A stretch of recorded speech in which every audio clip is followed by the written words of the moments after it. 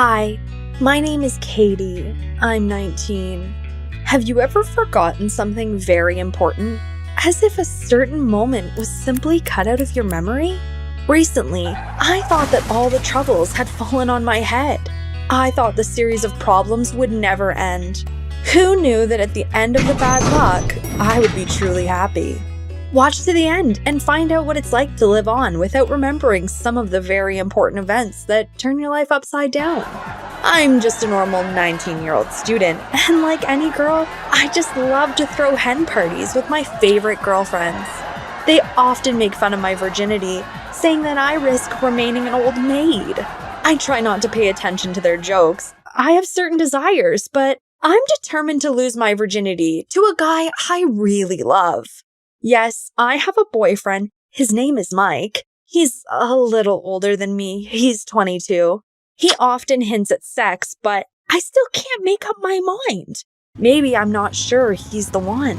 By the way, I soon stopped caring about all of this. An event occurred that made me forget everything. My parents and I had a terrible accident on our way home from the hypermarket. Our car was rammed into by a huge Jeep. Mom and Dad died immediately. I could not help my parents, but I still rushed to them. I dreamed that I would see them safe and sound. But unfortunately, the miracle did not happen. Have you ever felt that your life has collapsed like a card house?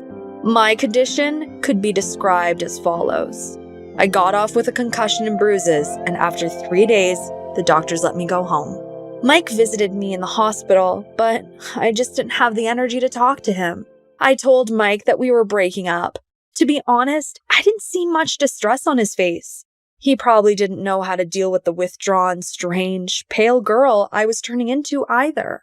A couple of times, my friends visited me. They didn't understand why I decided to break up with Mike, but didn't ask any unnecessary questions. Just entertained me as they could.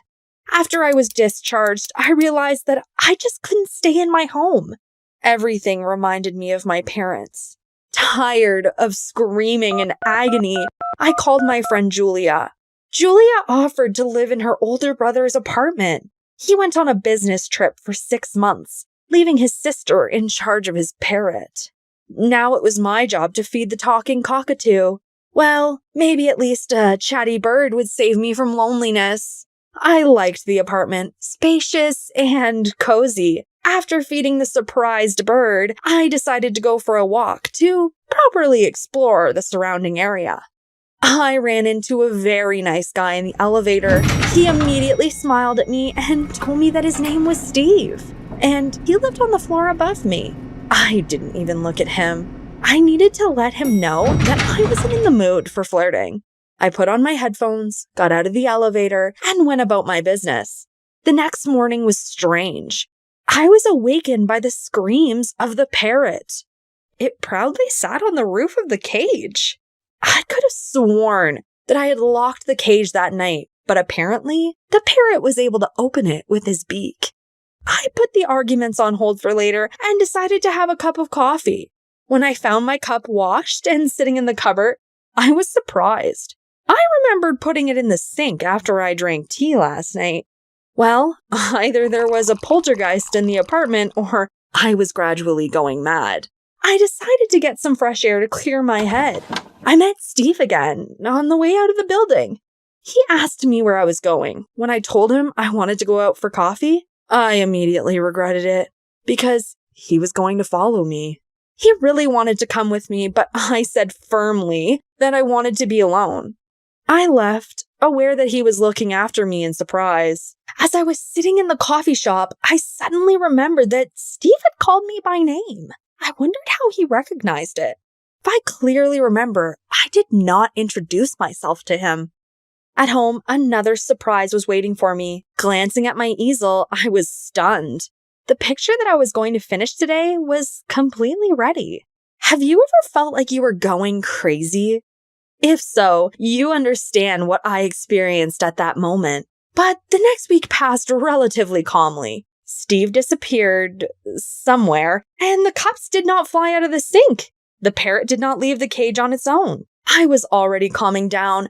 Until one day I woke up cold because the window was open. I couldn't find a more or less adequate explanation for this incident. I immediately called the doctor, who saw me after the accident and made an appointment. Leaving the apartment, I thought about how to describe my condition more accurately to the doctor, so that he would not identify me in a madhouse. I met Steve again in the elevator. He was acting strangely. He smiled, suddenly grabbed me by the wrist, and tried to kiss me. Confused, I pushed him away and slapped him. The guy's face showed confusion.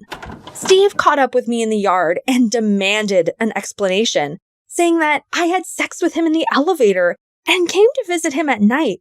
And now I hit him in the face and pretended that we didn't know each other. I was taken aback by such audacity. I slapped him again and hurried to the clinic. The doctor performed the necessary procedures, interviewed me, but found no reason to worry. I realized that he didn't believe me.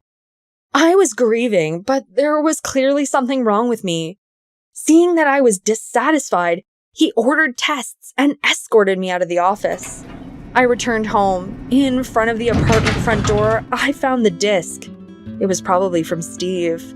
Well, let me see what this scoundrel has come up with. I picked up the disc and went into the apartment. The disc turned out to be a recording from video surveillance cameras. I was shocked to see myself walk out of the apartment into the elevator and literally attack Steve. Watching me have sex with a guy I barely knew, I couldn't believe my eyes. How could I lose my virginity to him? This couldn't be happening. My first time was in an elevator.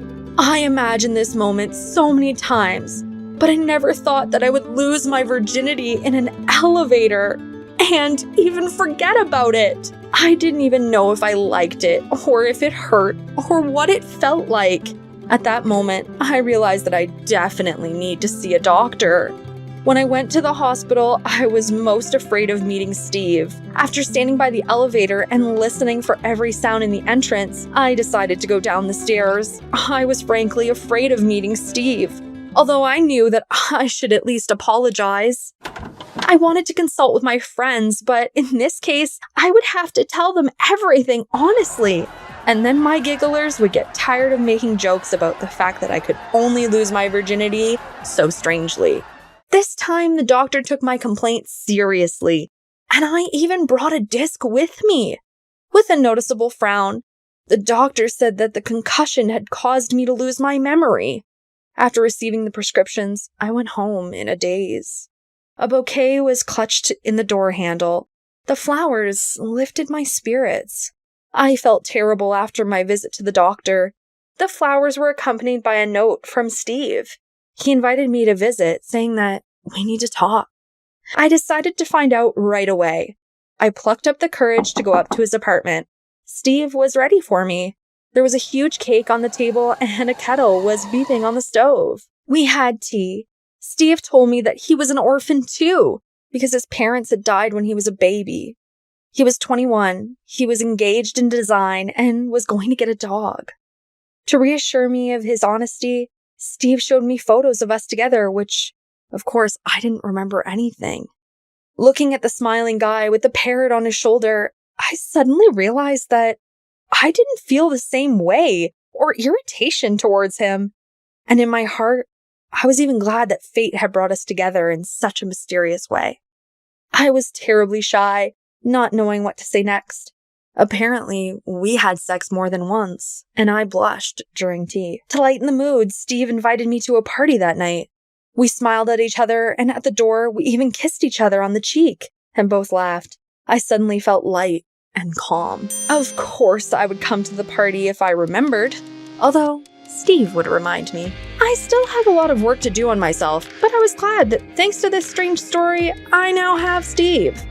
If you like my story, then like and subscribe to the channel, and remember, love and be loved.